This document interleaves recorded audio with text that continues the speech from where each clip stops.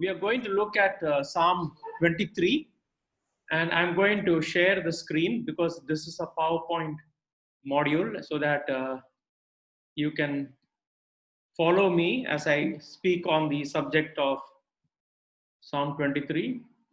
I'm going to talk about psychological resilience in this chapter and what we can learn from this psalm about psychological resilience. David went through many difficulties in life. They were not easy. He was hunted down for life. And yet, in the middle of all of it, he was able to maintain his psychological resilience and balance. And that is what we can see in this particular psalm. So, before I even plunge into the psalm, I'm going to talk about all the things that we can see in terms of things that bring us down in our spirits. So I think we can all be on mute at this time. If anybody is not on mute, yeah, Miss Kurian is not on mute. Okay, because any sound that you make will come into the recording.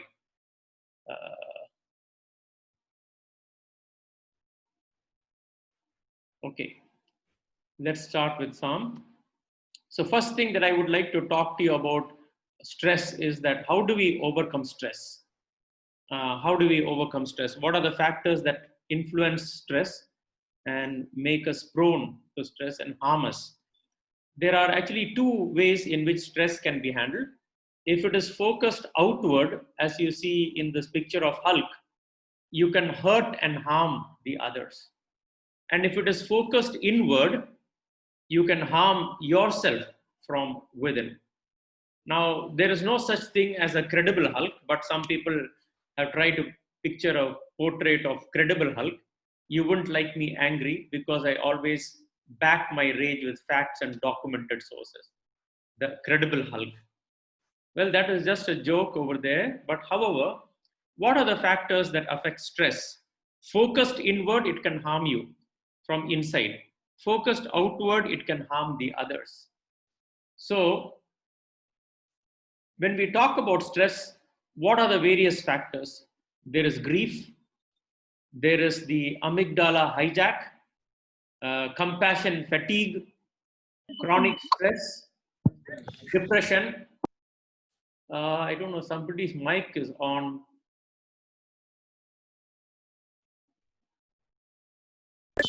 Sorry, uncle, it was me. Sorry, Anna, it was me. Okay. So you'll have to mute it, because every sound that comes in disturbs the recording. Okay, anyway, so overcoming stress, grief, amygdala hijack, compassion fatigue, chronic stress, depression, xenohormesis, psychological burnout, post-traumatic stress, what they call as PTSD in the US frequently, and then psychological resilience or balance, and then workplace stress. So let me take one by one these things. Grief is, of course, something we are very familiar with, and I don't need to explain that. When somebody passes away or we lose someone, we go through a period of grief, which also causes a lot of stress. And how do we handle that? I will talk about it later. But what is this amygdala hijack? Now, the amygdala hijack is basically what you see directly goes to the hypothalamus, okay, and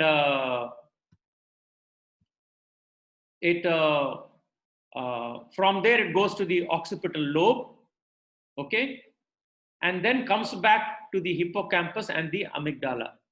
Okay, so what happens is normally when you see something, okay, it goes through the hypothalamus, comes to the occipital lobe, and then your response from the amygdala. But sometimes what happens is certain things when we see directly, it goes to the hypothalamus, and without going to the occipital lobe, the amygdala directly takes over. So this is called as a amygdala hijack. How does this happen? A simple example why people get scared for so many wrong reasons. Out of all the fears that are there are only two fears that are real. Everything else is an imagined fear. So you may have, agoraphobia, fear of crowds, okay, or bathophobia, fear of depths, and fear of heights, fear of closed spaces, claustrophobia, and it goes on. Now, these various fears are there, but they are not so acute as the amygdala hijack. Now, I remember some time back, I was with some friends and I was visiting one of my church members in Calcutta, and I was talking to Jimmy and Elizabeth, and Elizabeth went into to make tea in the kitchen. And me and Jimmy were talking for a long time. And all of a sudden, what happened was she saw a lizard and she screamed in the kitchen. And immediately I told Jimmy it must be a lizard. He said, no, it must be something else. So when I went to the kitchen, I found out that it was a lizard that had fallen into the sink. And she wanted to take a cup to wash so that she could pour tea inside it. Now, what happened was, when she put her hand in the wash basin to remove the cup, there was a lizard there which was trying to get out but could not know how to get out. And when she saw the lizard there, she screamed. Okay, so that technically is what is called as an amygdala hijack. You saw something and immediately screamed. Now, in this case, it was really a lizard, so she has a fear of lizards, and so she screamed. And the story wasn't over there. Anyway, what I did was I went into the kitchen, picked the lizard with my hands, opened the window, and threw it on the neighboring tree. And the matter was forgotten. Okay, but she was still thinking about how I caught the lizard in my hand and threw it into the tree. When I came back to my seat to sit down and talk with Jimmy, I saw a green colored deflated balloon. Okay, I took that deflated balloon in my hand and put it on my palm and went back into the kitchen, and I told Elizabeth, what about this deflated balloon? You know what did she do? She screamed again. I am saying it is deflated balloon. Okay, she is seeing a deflated balloon, but she thought it was a lizard and she screamed. Why did she scream thinking it was a lizard? Because a few minutes back, I caught the lizard in my hand and threw it.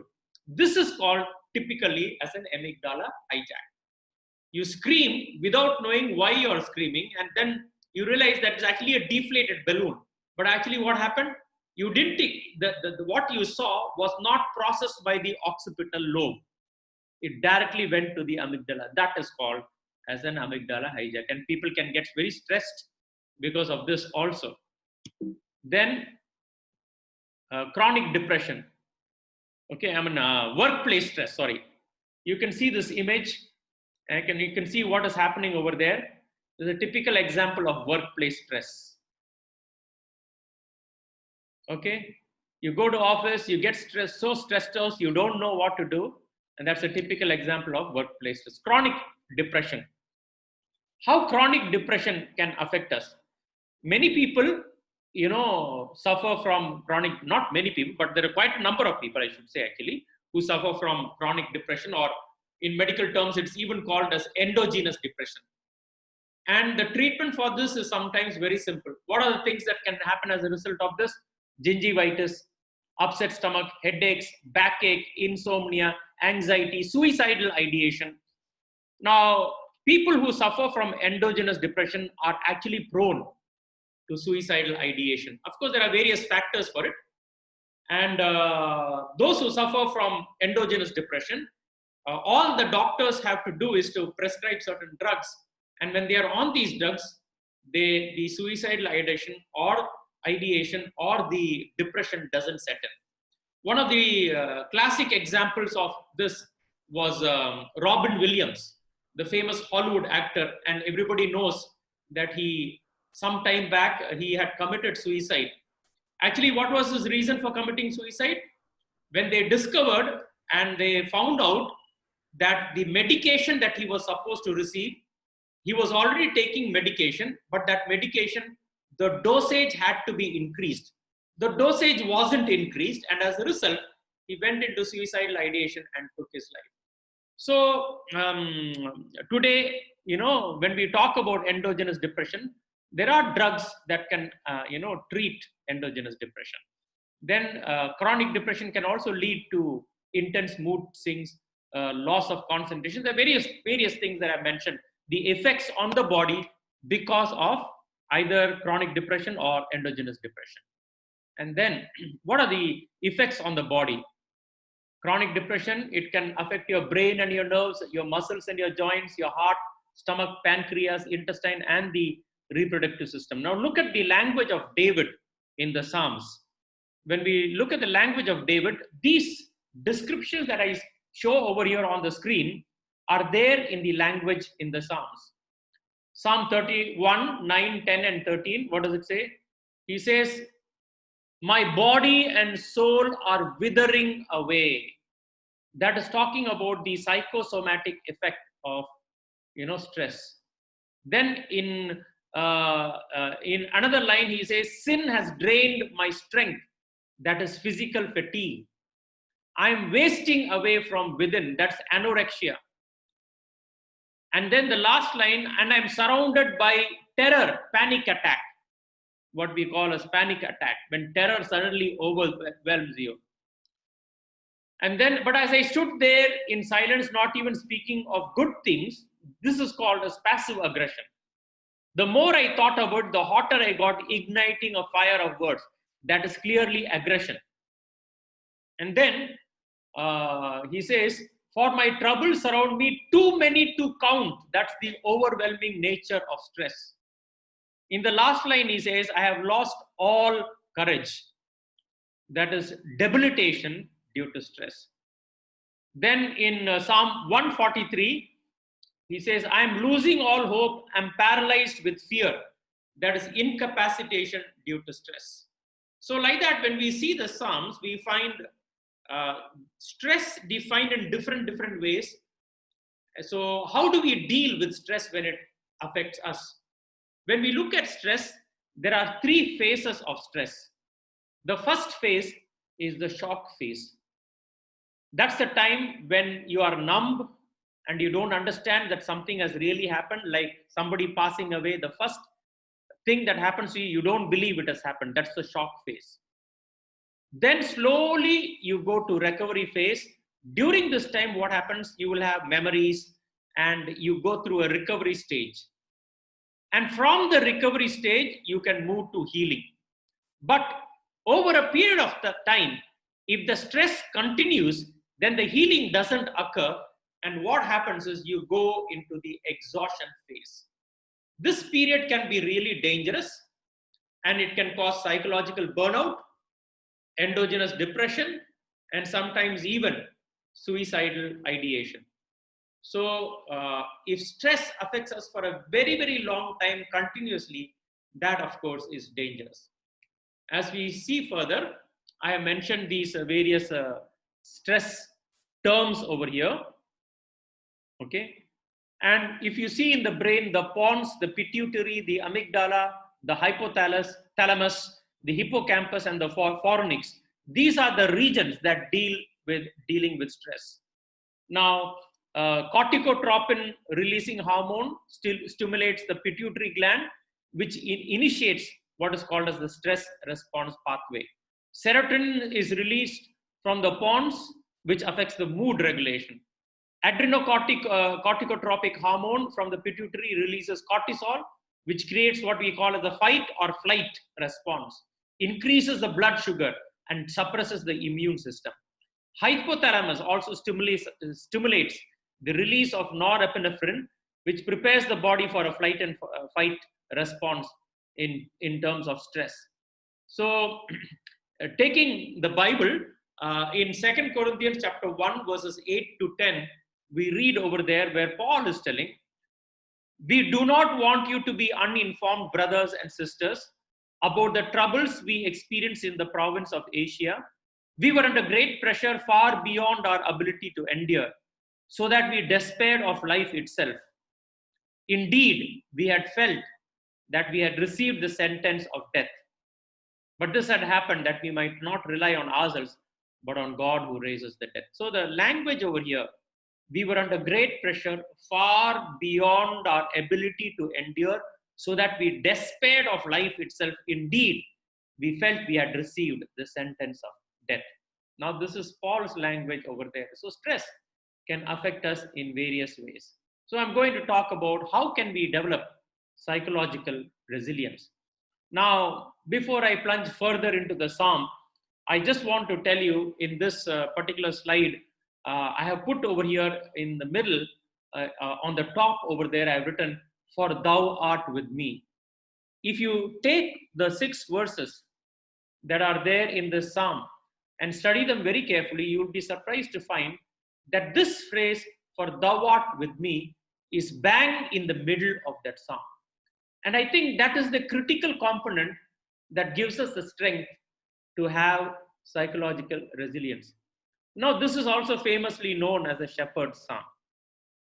Now, there was an atheist conference, and they had a big, argument, discussion, and they were filled with wonder. How did the sheep survive? Because when you talk about survival of the fittest, the sheep are not fleet-footed. They can't run away from danger. Any animal can easily catch them. If it is an animal of, carnivorous animal, it can easily catch them, kill them, and eat them. So how did the sheep survive? It is number one, it cannot run away from danger. It is not fleet-footed. Number two, it's very stupid. Sheep are extremely stupid. Many people who have been involved in animal husbandry have told me that sheep are really very, very stupid. So sheep are stupid, fine. Then the other thing that we see about sheep is that they don't have any defense mechanism. Now the bull that we see, the wild bull that we see, they have defense mechanisms. And what's their defense mechanism? They have horns. The sheep does not have even horns. So think about this. The sheep, it does not have horns for defense. It cannot run away from danger because it's not fleet-footed. It is very, very stupid. Then how did the sheep survive? So this was a big argument in the atheist conference. How did the sheep survive? The answer is very, very simple. The sheep survived because they had a shepherd. Many a times I think about myself, and we as Christians, we are very stupid. We don't know how to defend ourselves. We don't know how to run away from danger.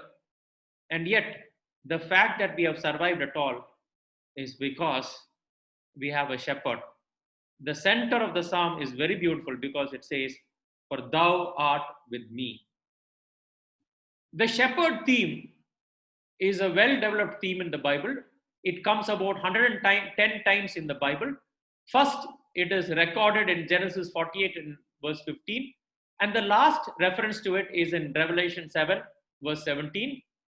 The theme is very, very well developed in passages like John 10, verses 11 to 16 in the New Testament, and in the book of Ezekiel, chapter 34 in the Old Testament. The famous passages that deal with the shepherd are Jeremiah 23, verses 1 to 8, and Psalm 23, verses 1 to 6. So the shepherd idea, the theme, is well developed in the Bible. When we read this psalm, it is beautiful. The Lord is my shepherd, I shall not want. He makes me to lie down in green pastures. He leads me beside quiet waters. He restores my soul. He guides me in the paths of righteousness for his name's sake. And even though I walk through the valley of the shadow of death, I will fear no evil. For you are with me. Your rod and staff, they comfort me. You prepare a table before me in the presence of my enemies. You anoint my head with oil. My cup overflows. Now, when we read the psalm, in the very beginning, the Lord is my shepherd. I shall not be in want. He makes me lie down in green pastures. He leads me beside quiet waters. This is talking about the way in which a shepherd leads his sheep. And one of the things that we read over here is he leads me beside quiet waters. Now, none of us are shepherds, so we don't know about this very important fact about sheep. The interesting thing about sheep is sheep never drink from running water. They get very, very troubled when they say disturbed water. When they want to drink, they want the water to be completely still, and then they drink. This shows that the shepherds understands the psychology of the sheep. The shepherd knows the sheep gets agitated when it sees the water disturbed. But the shepherd knows very well where to take the sheep to a place where there are quiet waters.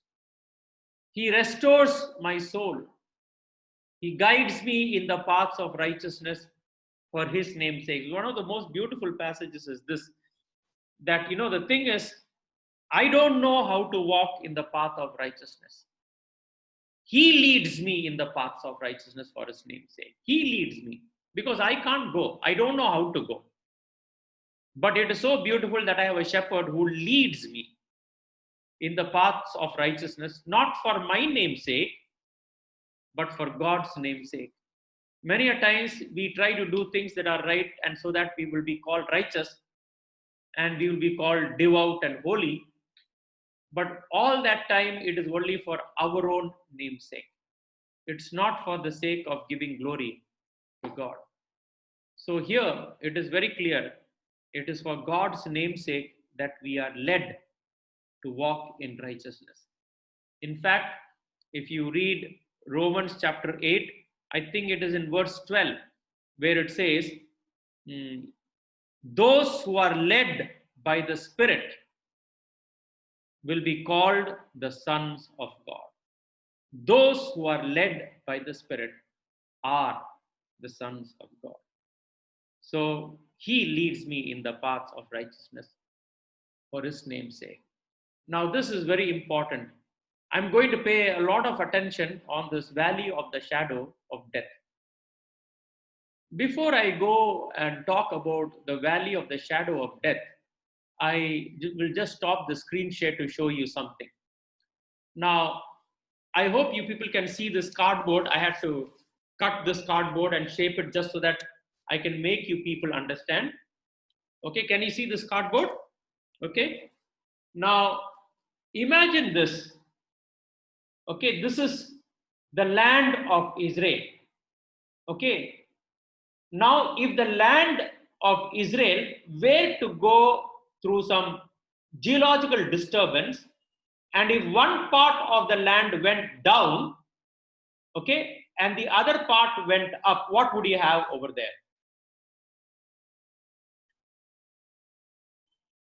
You would have a hollow in the middle.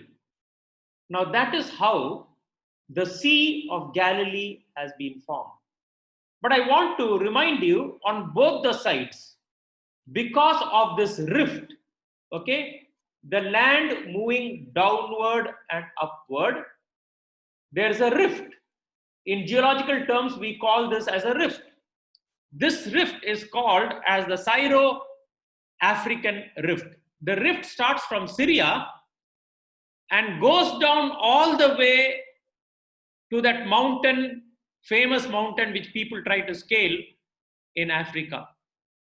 And this movement of the land up and down, this rift, has caused a geological formation where there is a valley in the middle and there are hills on both the sides. Because of this, the valley in the middle and hills on both the sides, both on the eastern side there are hills and on the western side there are hills. So because the valley is in the middle, the danger is lot of wind turbulence can take place in the middle of the valleys. This wind turbulence can be actually very, very dangerous. Okay, and because of that turbulence, it is very, very dangerous for people to walk in that area. In fact, in the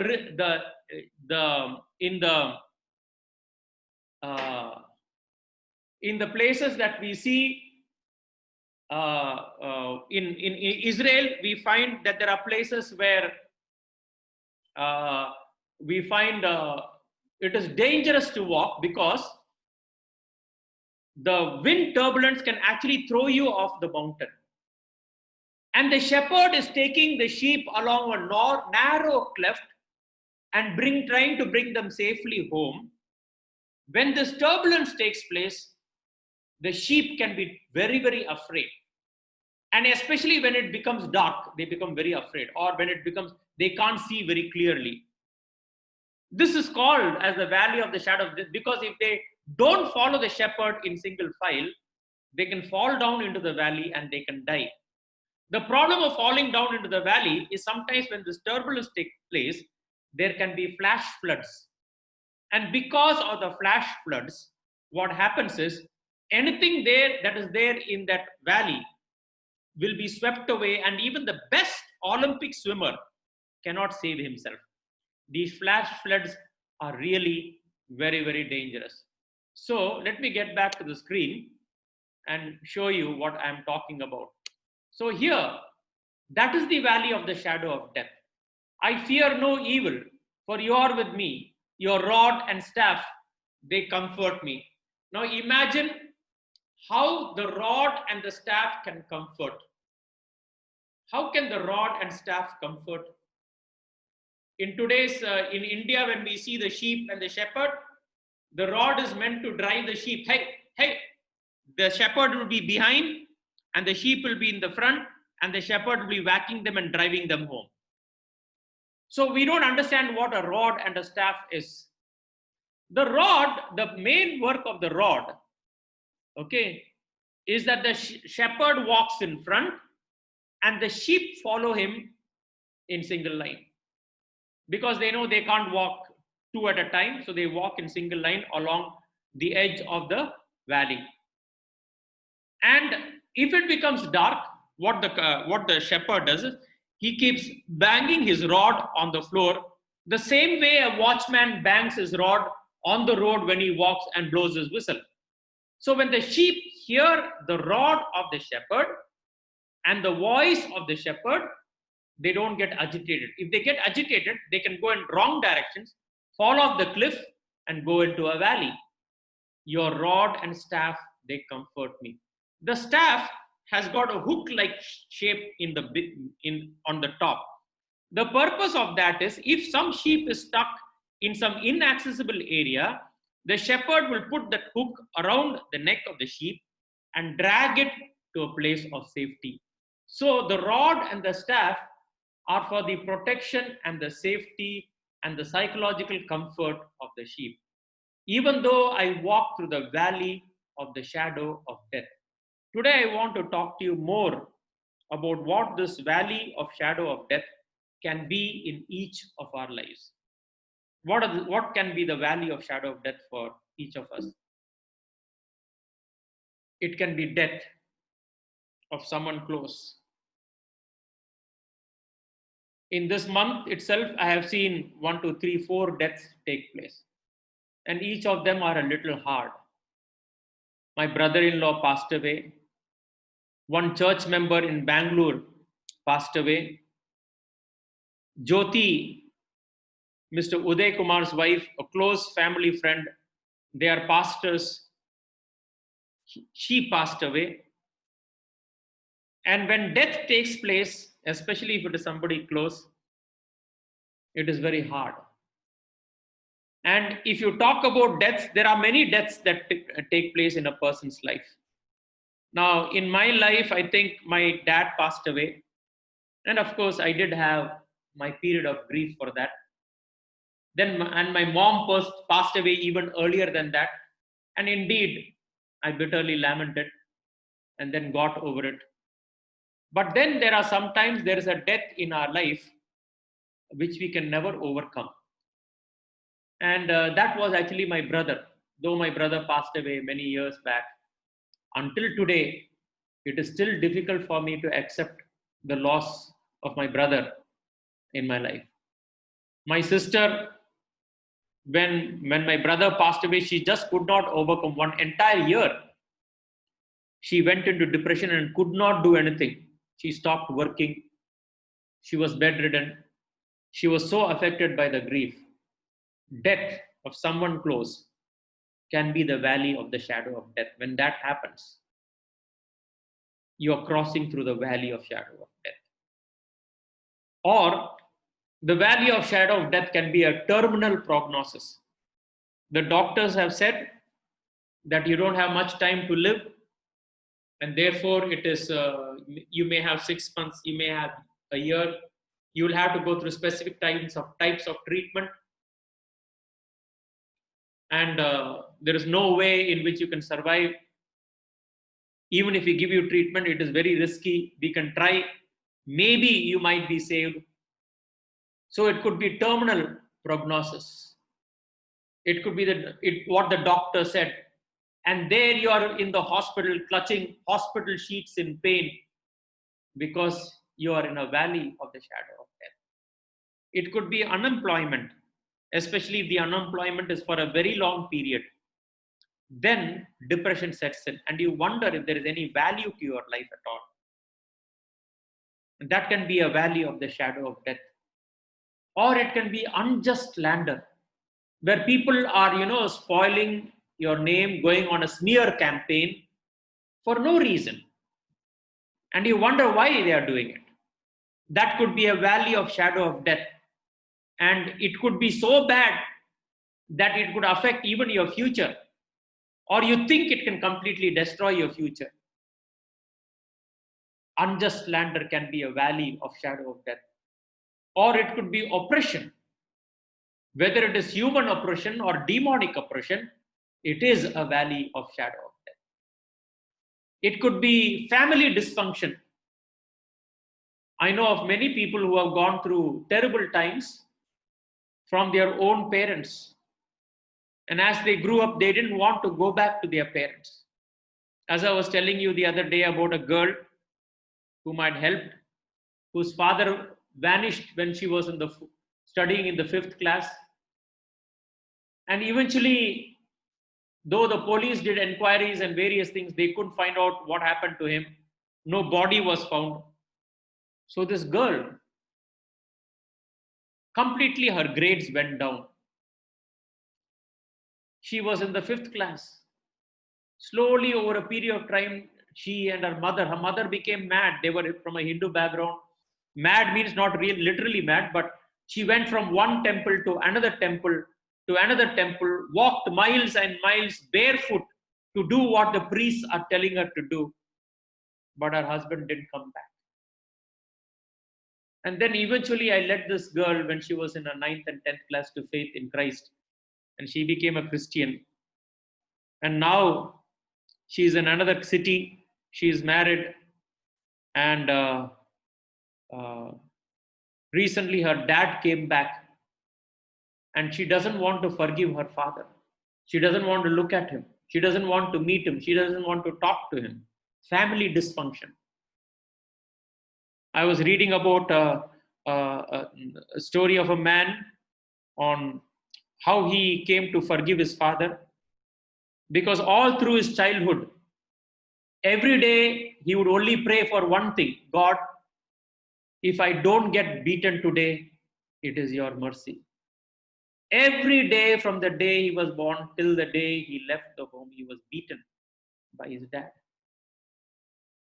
Family dysfunction. How do you overcome that? People don't understand. Some of these people who go through family dysfunction are usually the people who are most prone to suicidal ideation.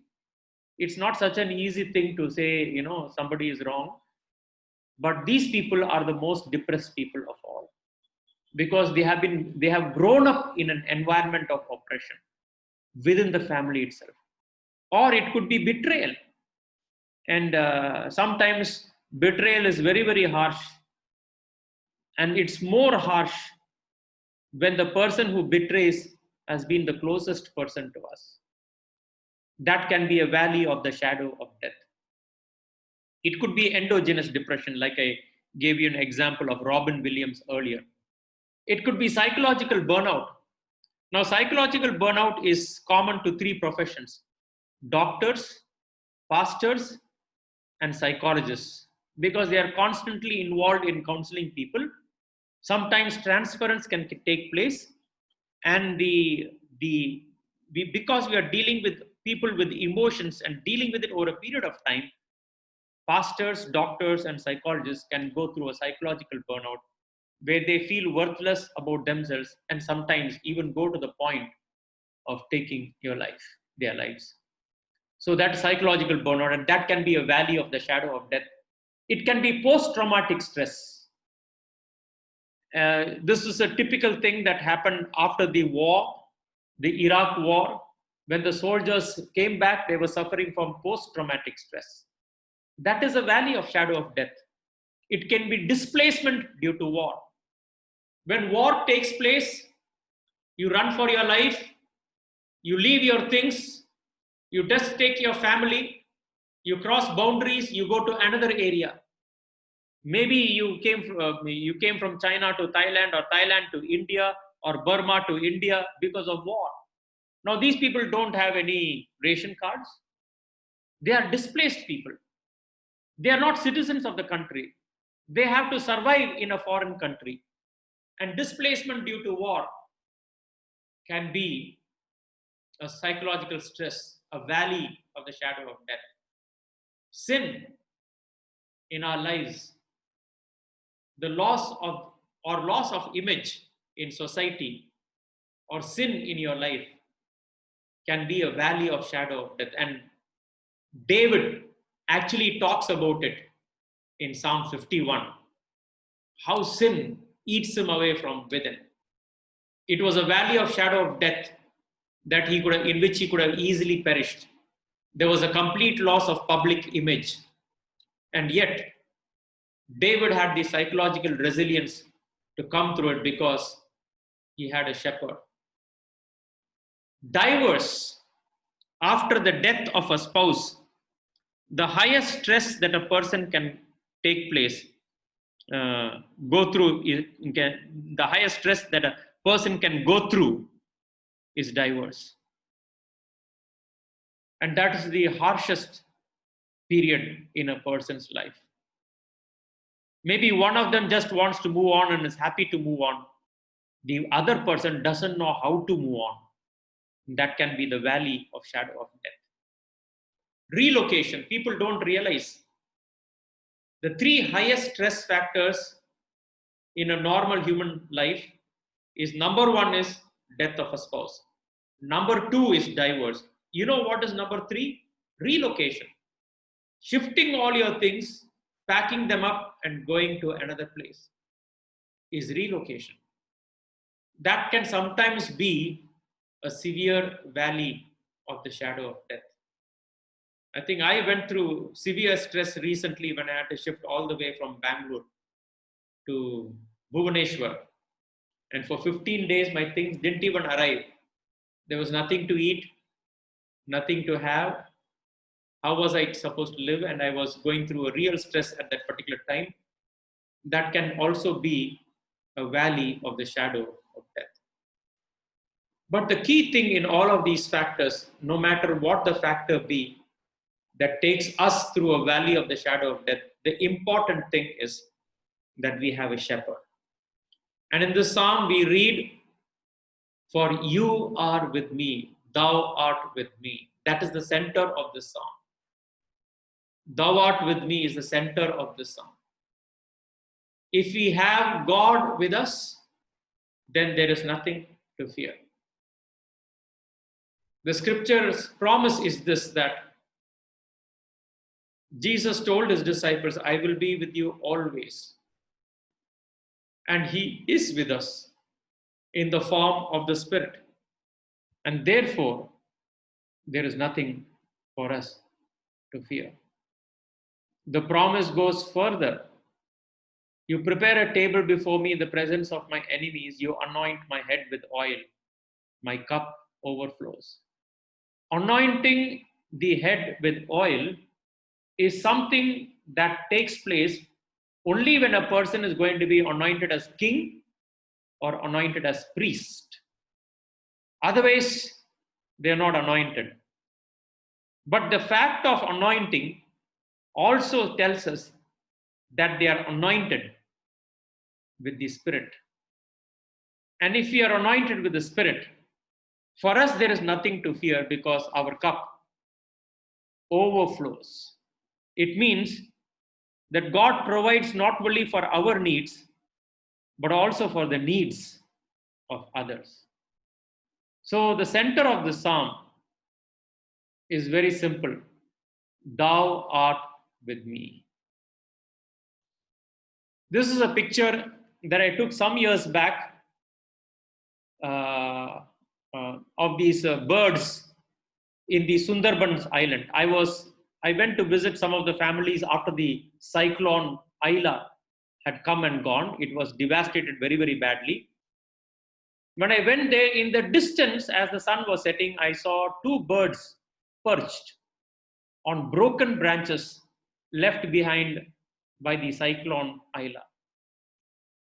I took this photo in Sundarbans of a tree whose branches were broken by the cyclone Aila. Yet on that broken limb, life thrives. For the small, the vulnerable, and the insignificant. It was a message of hope from the most unlikeliest of all the places, that even in deepest gloom and brokenness, there is hope. For thou art with me. To me, this place was a reminder of God, who alone keeps me safe from every harm. For thou art with me.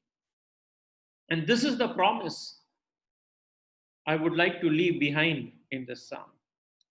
No matter what kind of shadow of death or valley of the shadow of death we are going through, no matter what kind of shadow of death looms over us, we have this assurance of the shepherd that he is always with us.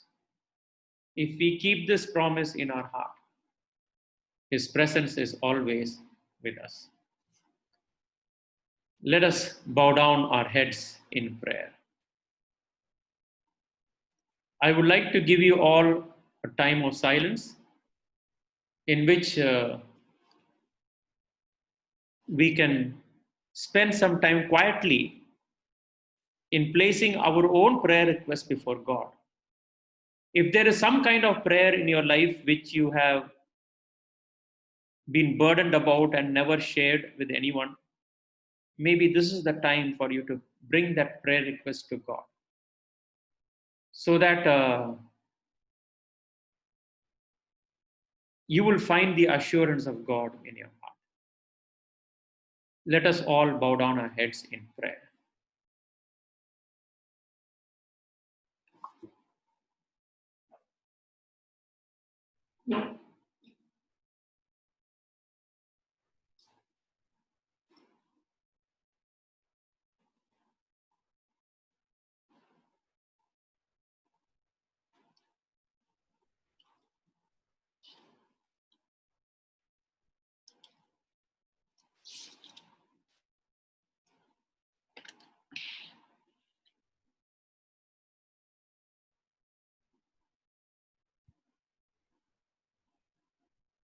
O God, from whom to be turned is to fall,